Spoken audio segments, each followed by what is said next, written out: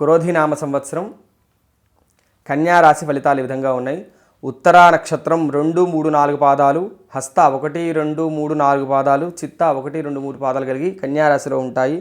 ఈ రాశి వాళ్ళకి ఈ సంవత్సరం ఆదాయం 5, వ్యయం 5, రాజ్య పూజం 5, అవమానం 2.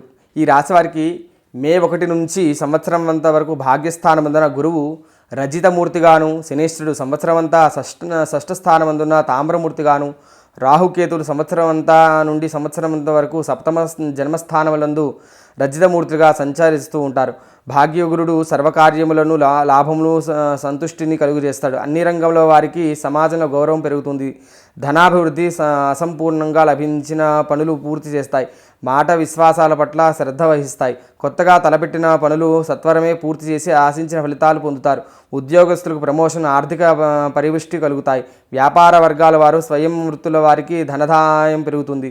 తీర్థయాత్రలు, విదేశీయులను కలిసి వారితో సంప్రదింపులు, భార్యత వారి నుంచి సహాయం, కోర్టు వ్యవహారంలో విజయం, వృత్తిపరంగా ఎదగటానికి ఇది మంచి సమయం. ఉద్యోగస్తుల పై అధికారులతో సత్సంబంధాలు కలిగి ఉంటారు. ఇంక్రిమెంట్ లేదా ప్రమోషన్ కూడా పొందవచ్చును. పెద్ద ఆశీస్సులు లభిస్తాయి. వివాహానికి కూడా ఇదే మంచి కాలం. విదేశీ ప్రయాణాలు కలిగజేస్తాయి. పరిశోధనా రంగం వారికి, రచయితలకు విస్తరణ చెందే కాలం. ధర్మాన్ని అతిక్రమించిన కర్మ సిద్ధాంతాన్ని నమ్ముతారు.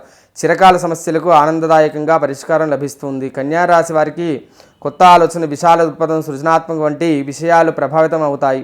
వ్యాపారస్తులు కఠినమైన నిర్ణయాలతో రాబోయే సవాళ్లను ఎదుర్కొనేందుకు సిద్ధపడతారు. అన్నింటి విజయం మీ పిల్లలు చదువులు ఇస్తారు. బంధుమిత్రులతో సత్సంబంధాలు కలిగి ఉంటారు. ఈ సంవత్సరం కన్యా రాశి వారి ప్రధానంగా ఈ సంవత్సరము లక్ష్మీదేవికి పూజ చేసుకుంటే చాలా మంచి జరుగుతుంది.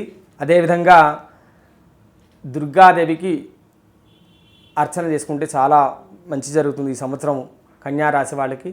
తక్షిల మీడియా ఛానల్ని సబ్స్క్రైబ్ చేయండి, లైక్ చేయండి, షేర్ చేయండి.